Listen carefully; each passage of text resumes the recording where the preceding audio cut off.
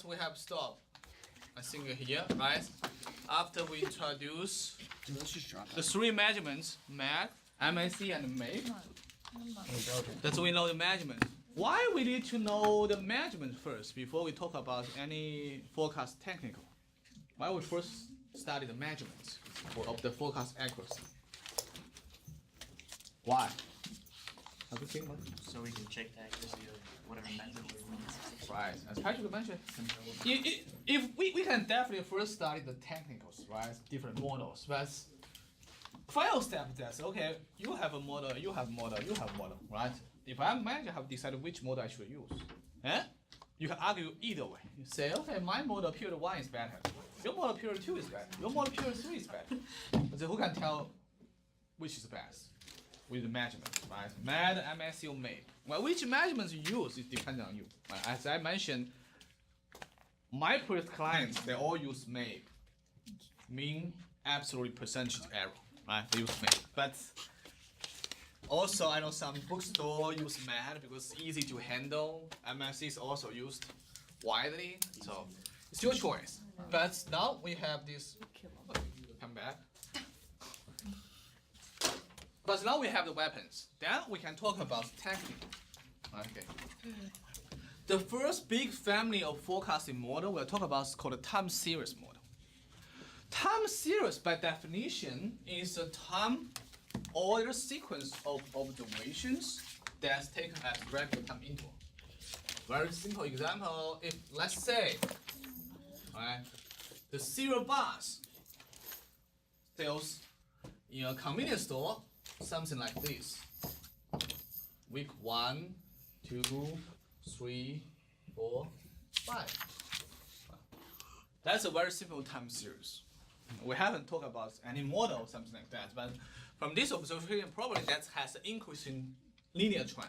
I'll talk about that, right? Like straight line go up.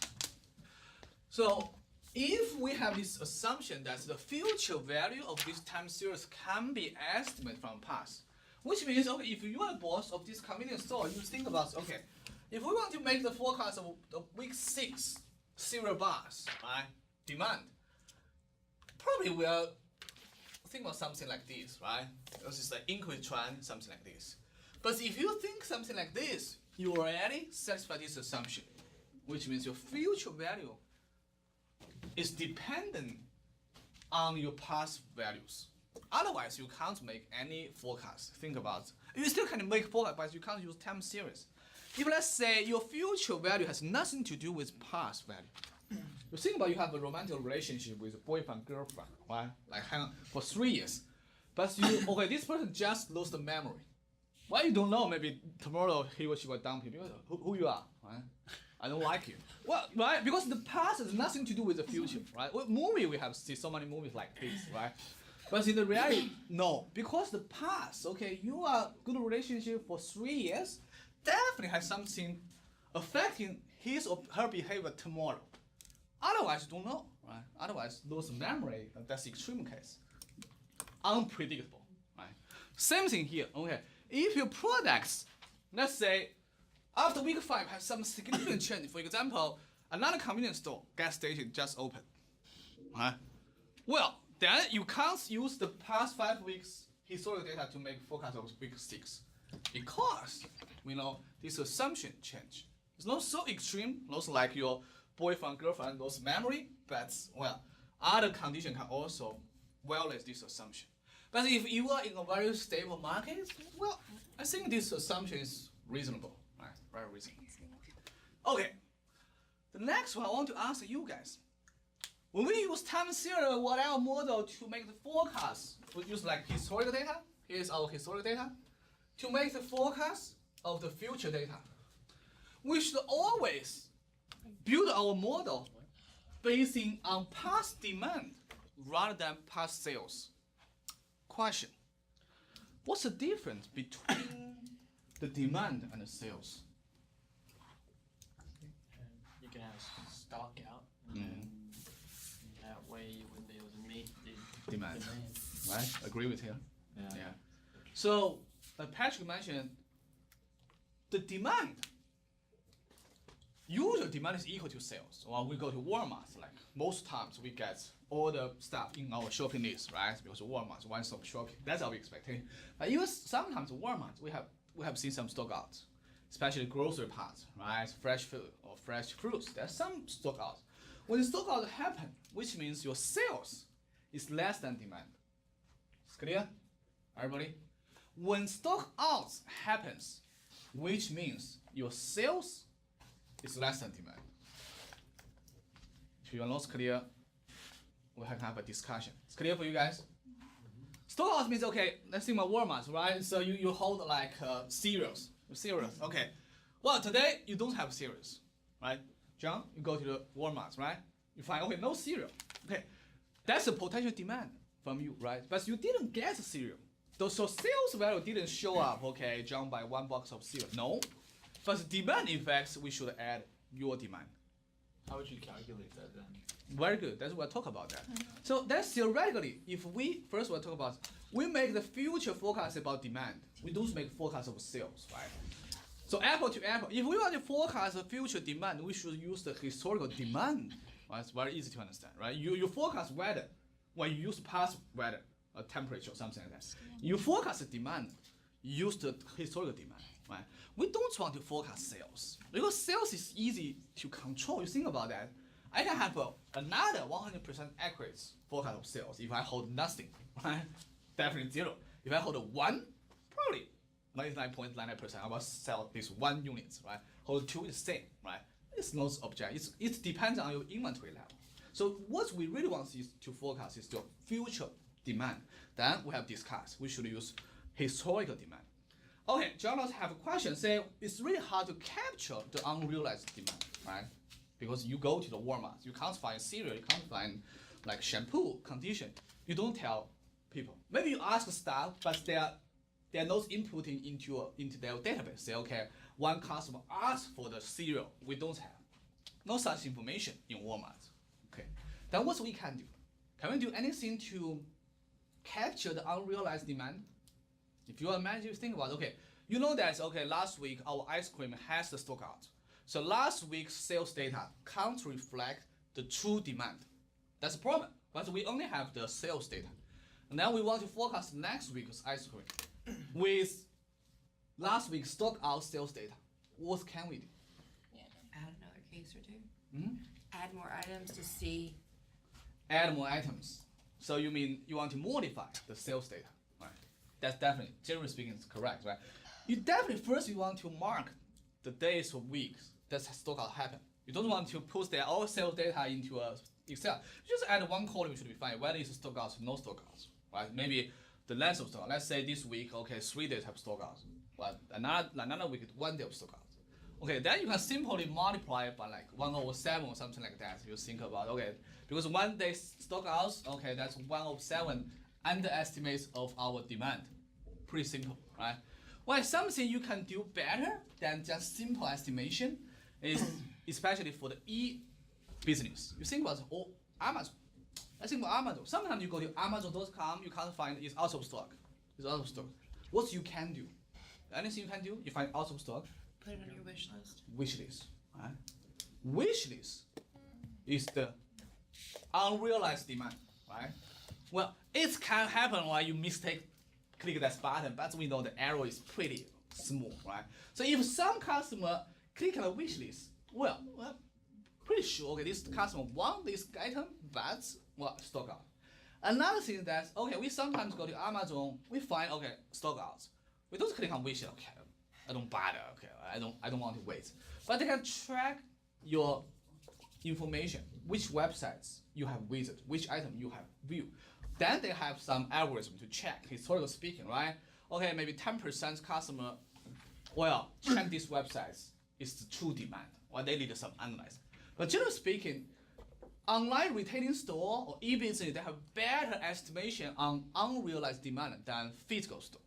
That's I mentioned to you guys, right? This is not a fair competition, right? You think about it, it's not just because you have cost higher, and the information collection for e-business is much more convenient than physical store. It's really impossible in Walmart, just Pembroke Walmart, to capture the unreal demand per day. What stuff will go crazy? Ask every customer, have you finished your shopping needs? Which you haven't done? You think about it, it's impossible, right? But for online, just one click. You don't need to communicate envelope. Add to the wish list. They know that. So that's what we can do. Well, that's still, well, if we have stockouts, it still have some discrepancy between your sales and the true demand. We will know that, but as John mentioned, we only have sales. You have to use your sales data. You can modify them, multiply some coefficients to mimic the true demand, and then use the historical data to forecast demand. Hopefully, you don't have stockout. That's good. Your sales is equal to your demand. It's clear for you guys? Clear? Clear. Make sure that if your sales has some stockouts, make sure don't just direct use this sale. That's number one rule, right? You know sales has stockout, you say, oh, let's use this sale there to make forecast. You know it's wrong. Most likely it underestimates because the sales is much less than the true demand. Okay, so now we'll talk about some time series behavior. Several different behavior. First is trend, like this simple example, like cereal bar is increased trend, right? Seasonality, anybody can give me some example of items with strong seasonality? Christmas tree. Yeah. The same example? Okay, Christmas tree, Easter eggs. Easter, Easter eggs. Easter eggs, ice cream, Skis. skis. Ice cream has very strong seasonality, probably in China or in Asia, but in US, I would say the seasonality is very little. Just you must know that, you know. Yeah. Here we eat ice cream every day, no matter it's Christmas or Thanksgiving. Which is true. It's true. Well, that's I always joking to my students. I say, okay, ice cream. When towards ice cream, when I teach in China, definitely it's a very typical item with strong seasonality. But here, well, my daughter asked ice cream even in the winter time. I say, no, it's not a season for ice cream. So why is not a season for ice cream, right? Same thing with coffee. Yeah, Coffee who's drinking in the winter. Well, see, and that's something you drink all year round. but coffee But in Europe, coffee they drink Yeah, all coffee year round. every day. I'm not sure about in Asia, but well, but ice cream definitely is here. You use ice cream, right? No matter what's the temperature. Yeah, I right. eat ice cream every day. I Ice could eat cream. ice cream every day. Right, every day, right? Okay. I really admire people that eat ice cream every day. Because in the winter time, my stomach natural reaction is no ice cream. That's my natural reaction. Right? Okay, so something else like turkey, right? Turkey and Pumpkins. the Halloween candy, and also Independence Day, right? National flags, right? National flag. But we have so many things with very strong seasonality. Oh, pumpkins Right? are Swimming suits, PSL. current season, summer. Okay, so those are also reflecting the time series. The next one, cycles. Pretty Little Liars. First question, what's the difference between seasonality and cycle? Time Pumpkin spice period. latte. Time period. The cycle will be something that returns every. I mean, you can say. I'm sure Yeah, 1 year is Christmas probably Eve too short. Maybe That's what my 2, parents 3. have. Very good. Business like- cycles Yes. or- My dad did. As Patrick mentioned, we'll talk about seasonality. Usually it's like every year or maybe every quarter, right? It's happen like even every week, right? You think, well, seasonality probably not every week, but every quarter, like this product is very hot in spring and fall, right? Or at least every summer, every Christmas, every Thanksgiving. But so we talk about cycle. Usually, okay, we refer to a longer period. For example, economic cycle, right? We have a recession. I don't know, lost every some year, but hopefully at least 20 years. Okay, we don't have a recession every year or every 5 years, right? But that's economic cycle, right? So you can think about that. So like Federal Reserve just added the interest rates in the first time in the past 9 years after recession. So 9 years it's become a new cycle to keep adding the interest rates by the Federal Reserve. So you don't want them to, okay, this year add the interest rates, next year decrease interest rates, add again, reduce again. Oh, this is not economic cycle. Okay, same for real estate, right? If you look at some of the housing price, well, if it's in the increase trend, it's not expected, okay, it's will change to decrease trend next year and up again. Usually, if it's increase trend several years, the housing price keep increasing. And then we are going down for several years, like from 2007 to 2012, 5 years during the recession. And then now it's in the increase trend, right? So that's cycle. Some other behavior we don't like, for example, irregular variation. We can think about like some disaster, right? Okay, the flood, hurricane, tsunami. When this happen, this will definitely affect our sales, our demand a lot. Some small irregular variation can also change our like the demand behavior. Random variation, something we can't explain. This happen every day, every second. So here's some pictures to demonstrate the behavior. The first one is the trend. Is this which trend? Increase trend, uptrend. Okay. Here's the has an irregular point, variation points. Cycle, typical cycle. Seasonality, you can see this product has a peak sales or demand in middle April and also like middle October. So. Okay, now finally after 3 weeks, we have begin our journey to talk about some models. This is the first model we'll talk about in this class, in this chapter, about how to make your forecast. Right? We'll talk about loss. Pretty boring, right? Now we'll talk about some model. This model is naive model. You can think about, okay, it must be very simple. It's naive model. Naive model is use a single previous value of a time series as the basis for forecast. It can be used for multiple situations. The first is very simple situation. Okay, a stable time series. I call it true naive method. I just the way I call it, right? When it has a stable time series, you just use a previous period's demand or what value you have to make the forecast for next period. For example, you say, okay, Big Mac. The Big Mac in McDonald's is very stable. I think it's pretty stable, right? So if we want to make the forecast of tomorrow's Big Mac, right, we just use today's Big Mac demand, right, to make the forecast of tomorrow. Most likely should be pretty good. Right? It's pretty good. Right? The second situation, if we have some seasonality, well, for example, turkey. Okay, you can use usually nowadays you can use last week's turkey's demand to make the forecast for next week. That's okay. But think about Thanksgiving, the week before Thanksgiving or the Thanksgiving week. Well, you probably can't do that because if you use like early November's turkey's demand to make the forecast of Thanksgiving's week's turkey's demand, a huge mistake. Now we still can use naive method, but now we use the last season's, which means last Thanksgiving's turkey's demand to make forecast of this Thanksgiving. Makes sense, right? Still pretty straightforward, right? The last one is called trend.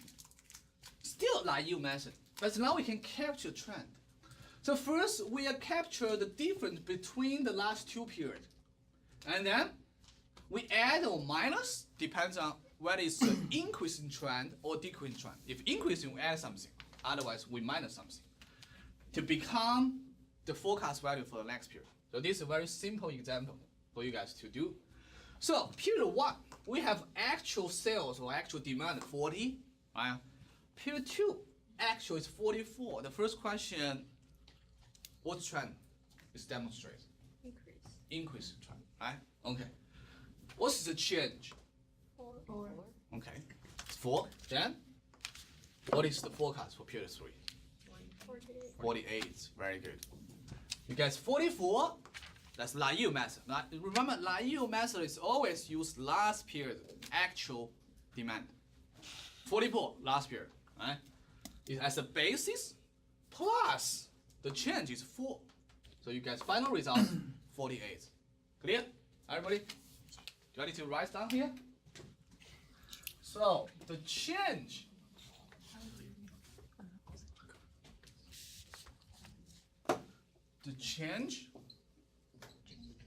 is 44 times 40 equal to 4.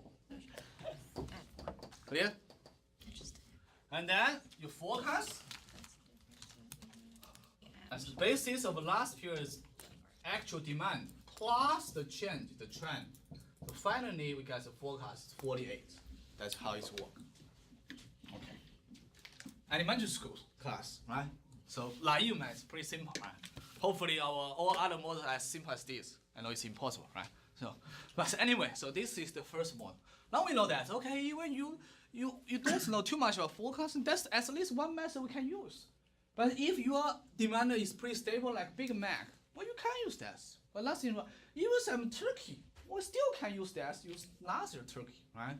So, well, even you have some trend, we can still use that as long as you have past two period data.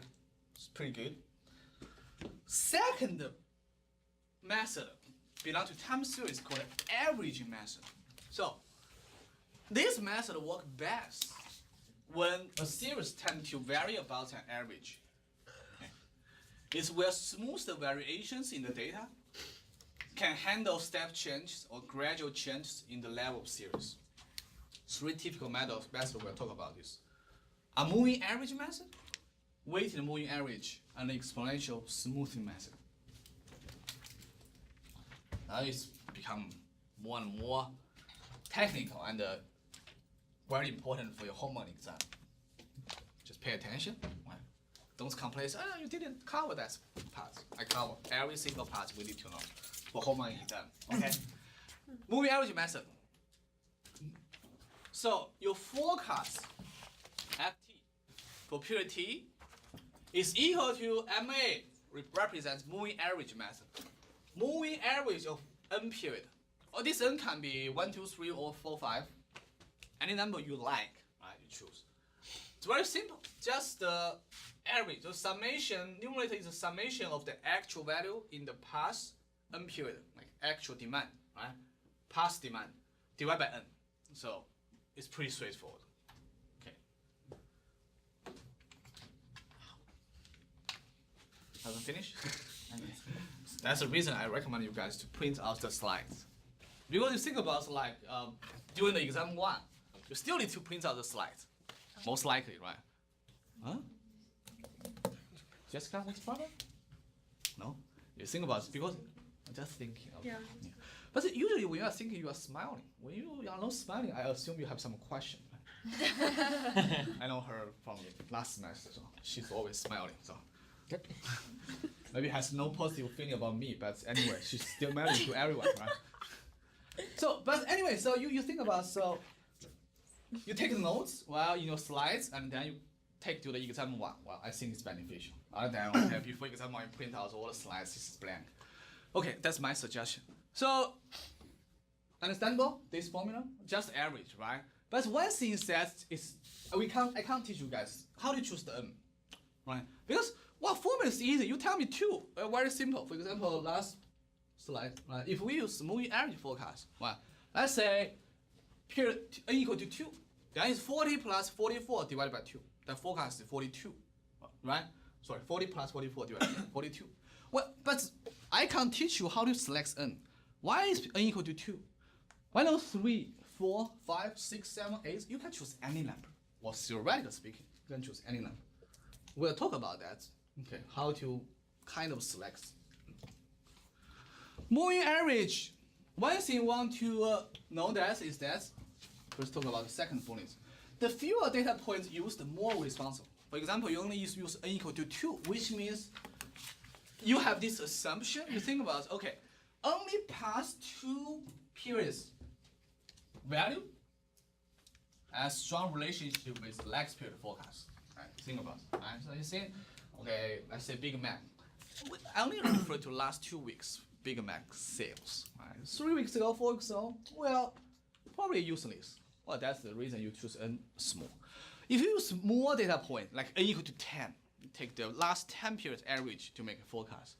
Less responsive. Right, that's the trend that can happen a long time ago. Still affects your future forecast. Yes, but still, it doesn't answer our question, right? Which you should use? We know that, but it's kind of answer because if you think your item, your product, okay, has like the short period trend, then you want to use small number of it, right? 2, 3. If you think your product's very stable, you probably want to use big N to smooth the variation because 2 period have variation, right? Beginning of semester or something like that, or Labor Day, right? If you think really stable, use past 10, 5 period, and can smooth the variation. Right? So it's your choice. Okay, the first bullet, come back to the first bullet. If we have a new data become available, the forecast is updated by adding the newest value and dropping the oldest one, and then do the recalculation. So, simple example, period 1, 2, 3, 4, 5. Right. So it's actual forecast. 10, 11, 9. Okay, if we use n equal to 3 as a moving average, we want to forecast period 4. Then, what is the forecast value? 10, right? So it's F4 equal to A1 plus A2 plus A3 divided by 3, which is 10 plus 11 plus 9 divided by 3. You will get 10. Good. The forecast is 10 here for period 4. Now, after period 4, we observe the true demand is 12. The true demand is 12 for period 4, right? 1 week, finish. Now we want to make the forecast of period 5.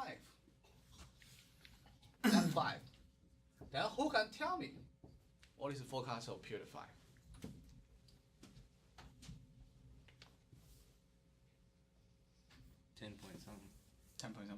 Just give me the formula. Oh, 11. So you take the 2, 3, and 4. 11 plus 9 plus 12 divided by 3, right? Okay. So you can see that's the way we work. So when we make the forecast of the first 3 periods, right? Period 1, 2, 3 to make, period 4. We make the forecast of period 4. Here is the 1, 2, 3 we use. Then we move further to make the forecast of period 5, right? Then we update our data since now we have the actual demand for period 4. We use period 2, 3, 4 to make the forecast of period 5.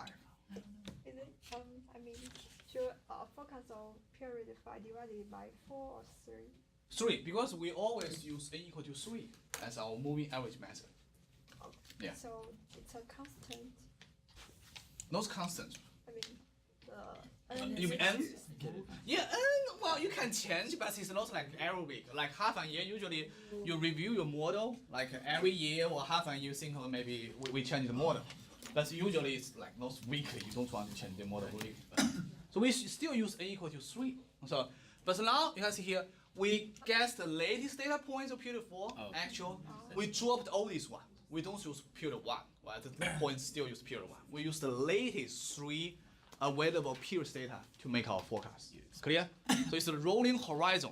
When you move further, you forget the first. Well, I don't suggest you have the fourth girlfriend and forget your first girlfriend, but something like that. You have to move ahead, right? Move forward, right? Move up. So that's the story. Okay. You drop the latest one, you add the most recent one. Clear? You don't know. Should be very straightforward, right? You don't want to use the data 2 years ago. But moving average method definitely has some drawback. You think about that, okay? Like this example. Well, we weight these 3 value A1, A2, A3 equals. We think, okay, it has the same contribution for us to make the forecast of period 4. But that's something is contradict to our common sense, right? We think about, okay, if you want to make a forecast for next period, the most important thing should be the demand this period. It's a very strong indication of what's happening tomorrow, right? For example, what's happening today probably has some indication for what's will happen tomorrow. But what's happened yesterday, 2 days ago, maybe there's some relationship, but the indication, well, it's not so significant. That's why we introduced this method, weighted moving average method. Okay. Now we still make the forecast. So this is a typo. It should be ft plus 1. It's not ft. So if we want to make the forecast for period t plus 1, then the formula we should use by weight the moving average is here. We take the weights for each period. Okay. We write this down. That's typo. ft plus 1 equal to wt at times, plus wt minus 1 at minus 1 until Wt minus n, At minus n. So, for example, when t equals 3, A equal to 3, that's still our example, previous example, right? Last 3 periods, actual value make our forecast. But here, Wt is the weight for period t, right? We know that. Wt minus 1 is weight for period t minus 1. Usually, okay. Usually, I write this down, otherwise no one complain. That's you tell us, right? Wt greater or equal to Wt minus 1 greater or equal to Wt minus 1. I can only say it's usually is that true. Because that's common sense, right? If it's close to next period, then we assign the heaviest weight. But it can happen, right? Somewhat doesn't feel that way. So that's the weighted moving average method. We have an example. Or you just first copy the formula. We have an example. You will understand how weights work. Everybody gets the formula? Not ready? Everybody gets the formula? Okay. Now, example time. So now we want to compute the forecast by using a weighted moving average method. The weight is 0.4 or 40% for the most recent period, and 0.3 for the next most recent period, 0.2 for the next, and 0.1 for the next. Pretty boring, right? So but you understand what does this mean, right? So it's 0.4, 0.3, 0.2, 0.1. You can see that's follow our common sense. Wt greater or equal to Wt minus 1, right? Now, simple table, right? 6 period. We have the true demand for the first 5 period. Now we want to use this moving average method to make the forecast of period 6. Okay, you guys, 10 minutes should be more than enough. Try to finish this problem.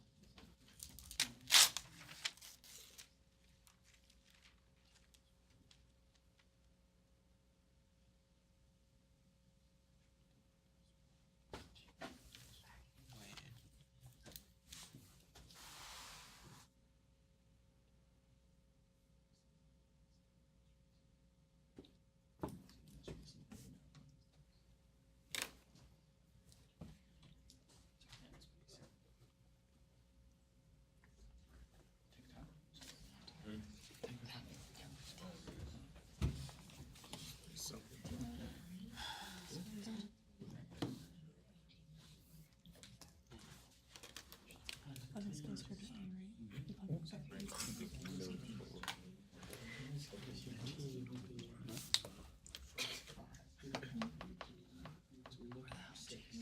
then be the 42, 42, 41, 41. The weight.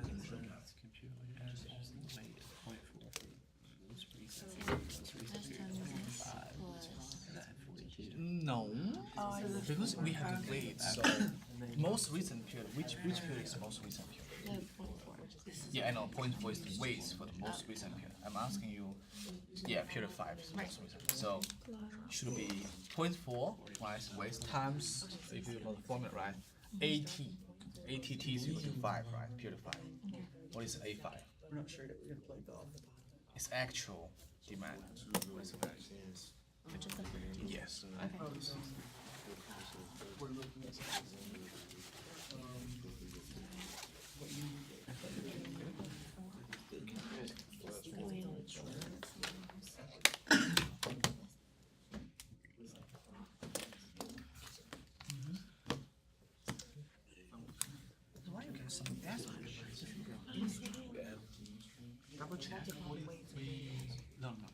Why is 43? What about all this bullshit that you have to do? So 0.4 is the weight for the most recent period. Which period is the most recent period?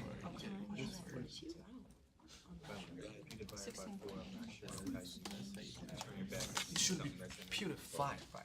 So we are looking to forecast period 6. You think about week 1, 2, 3, 4, 5, 6, right? If we want to forecast week 6, the most recent week is week 5. 42. Should be week 5, you understand? So, okay. Now we are in this point, right? We want to make the forecast of next week. What is the most recent week of next week? This week, right? Which means period 5. So that's 0.4 should assign to period 5.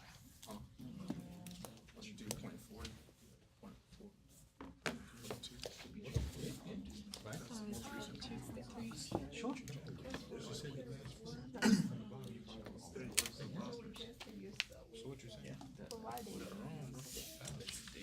Well, because period 1 is useless.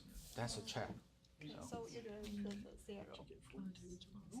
Yeah, you don't need to write this down because we don't come back to period 1. You think about in the real project. I give you 1 year data. Do you want to use warm data? Probably use like past 1 month's data. Right? I give you a huge Excel, a lot of distraction information. Right? So I like this because it's a distraction. Right? Okay. You said yours, right?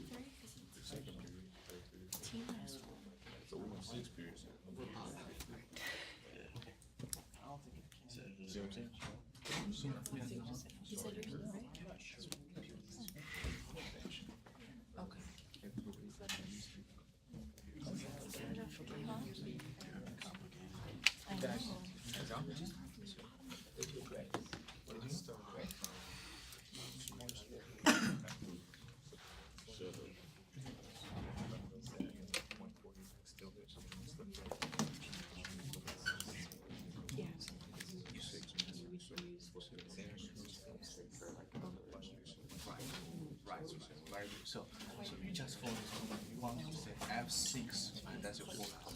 F6 equal to W5 times A5 plus W4 times A. Write this one. Figure out, right? This is the A5. The weights you also figure out. 4 W5. I appreciate it because I have 41. Okay, so I have seen many students have finished this question, right? So let me write the formula first. So F6 equal to W5 A5 plus W4 A4 plus W3 A3 W2 A2. Should I keep writing? W1 A1. You're good. Why we don't need W1 A1? It's only 4 ways 0. Because we only use past 4 periods, right? 0.4, 0.3, 0.2, 0.1. So it's done. You can write W1, A1, but 0. No ways assigned to the period. Okay.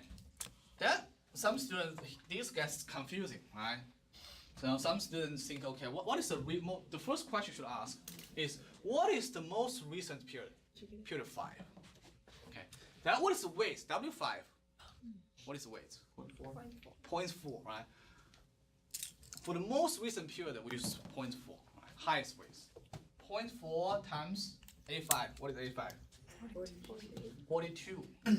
Plus 41 times 0.3. 41 plus 0.2 times 44. plus 0.1 times 41. 41. So the final result you get should be 42. Great. I see. That's the way we use weight moving arithmetic. Again, there's some question, well, something I can't teach you guys, at least for this class. The first question is same as the moving arithmetic. How many periods we should go back? Here we go back 4 periods. The homework, the example, the exam will tell you, okay, you go back 4 periods like here to calculate that.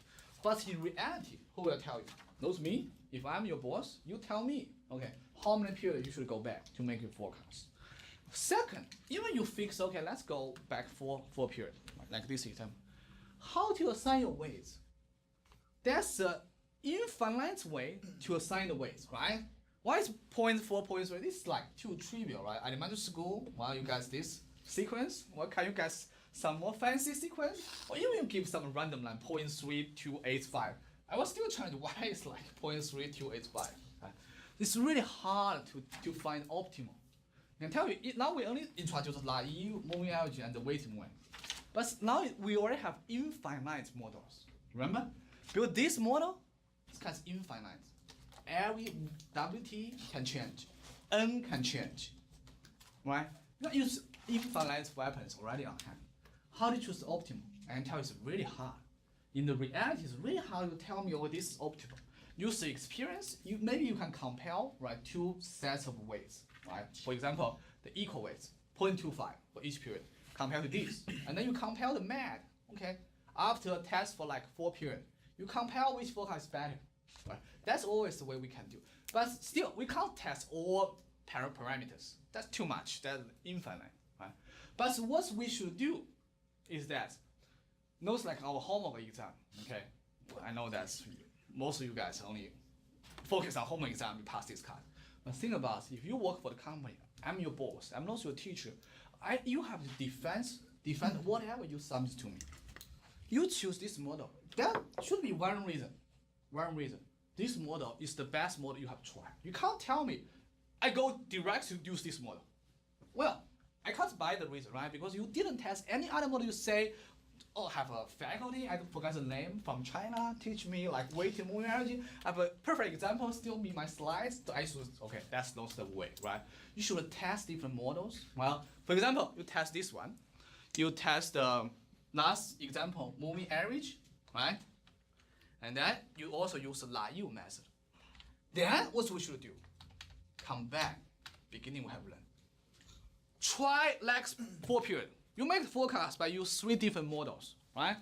Okay, test the MSE MAPE for these 3 different models. Which model has the lowest MAPE? The best model. Now you can define yourself. You tell me, okay, I can't test all possible combination of weights or all possible, but at least try to compare 3 general models, maybe some combination of weights, and I find, okay, this group of parameter setting, right? A equal to 4.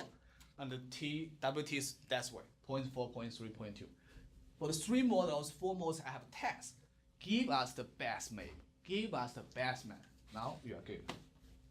I know you can't test all the models, but I still should test. This I can't teach you guys. Well, in fact, maybe if I'm a challenging person, I can do that. MBA class, I challenge them.